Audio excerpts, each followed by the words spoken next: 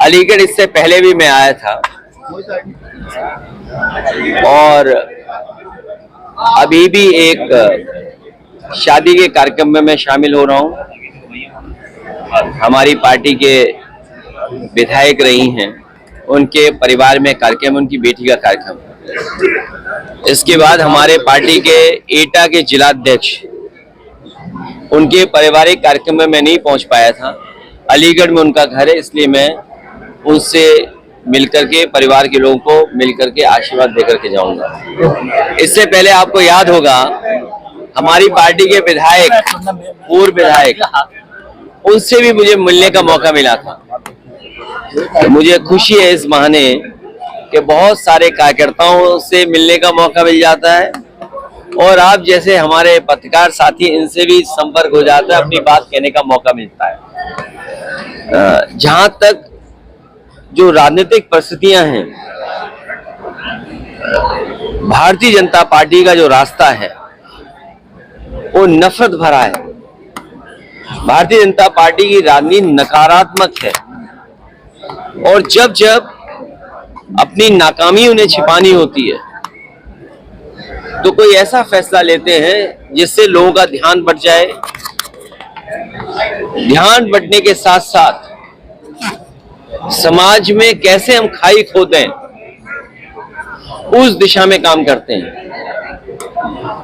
लोकतंत्र को और संविधान को और बाबा साहब भीमराव अम्बेडकर जी का दिया हुआ संविधान समय समय पर ये नहीं मानते हैं, उसकी कोई परवाह नहीं करते हैं।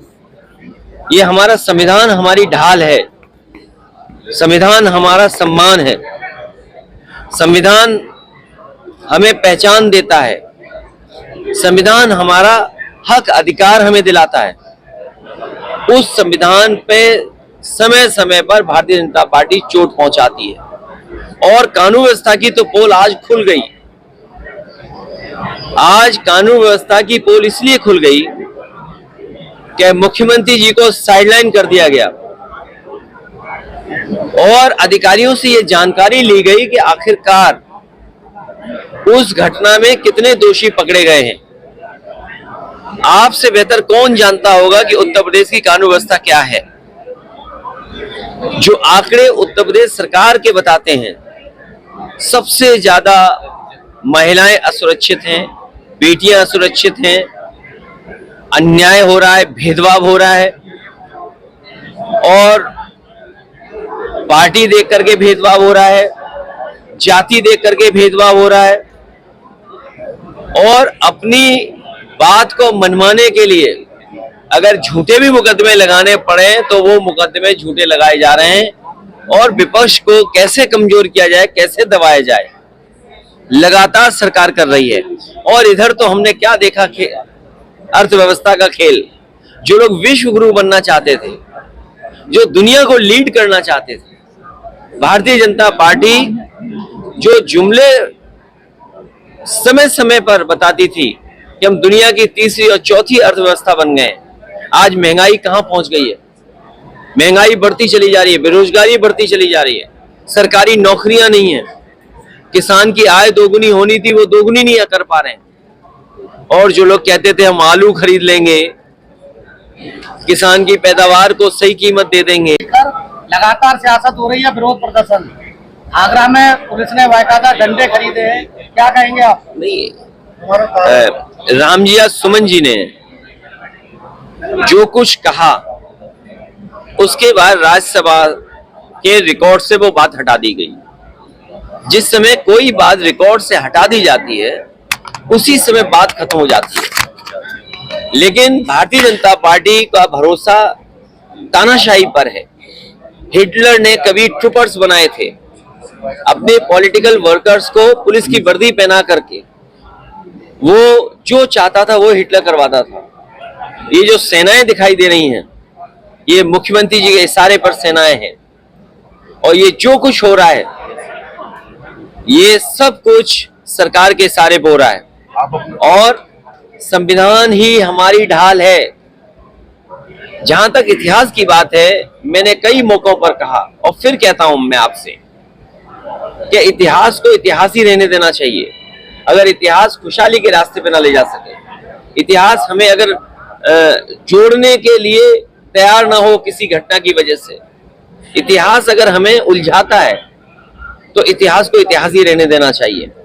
आपका प्रोग्राम को लेकर पुलिस ने न्यायालय में आरोप पत्र दाखिल कर दिया है। सांसद जिया रहमान को दोषी माना है। सरकार के इशारे पर किसी को भी दोषी बनाया जा सकता है। सर, आपका सरकार के इशारे पर किसी को भी दोषी बनाया जा सकता है, और इसीलिए मैंने वो शब्द इस्तेमाल किया, ट्रूपर्स।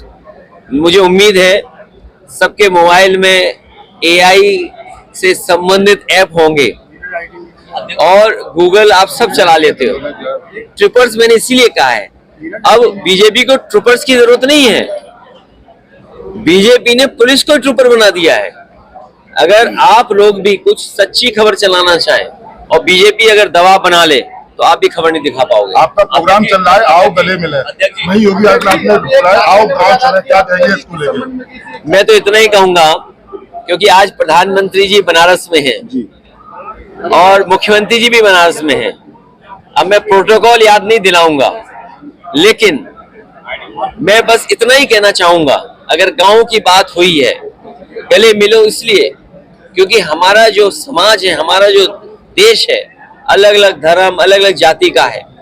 हम जितना गले मिलेंगे, हम जितना एक दूसरे को समझेंगे, हम जितना एक दूसरे के त्योहार खुशियों के साथ मनाएंगे, उतना ही हमारा समाज, उतना ही हमारा देश तरक्की करेगा, उतना ही हमारे समाज में भाईचारा बढ़ेगा। और जो बात गोद लेने की या गांव में जाने की है, मैं केवल मुख्यमंत्री जी से ये कहूंगा कि जिसको गोद लिया जाता है उसे अनाथ नहीं छोड़ा जाता है।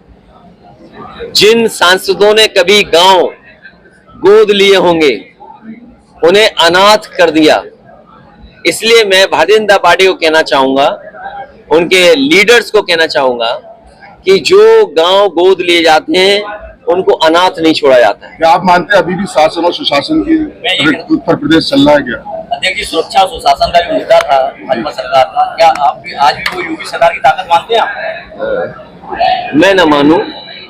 आप घटनाएं जो हो रही, आज सोचिए, आप आज प्रधानमंत्री जी सीधे मिले अधिकारियों से, ये सरकार की पोल खोलता है। ये जो घटनाएं बनारस में हुई हैं, केवल एक घटना बनारस में नहीं हुई।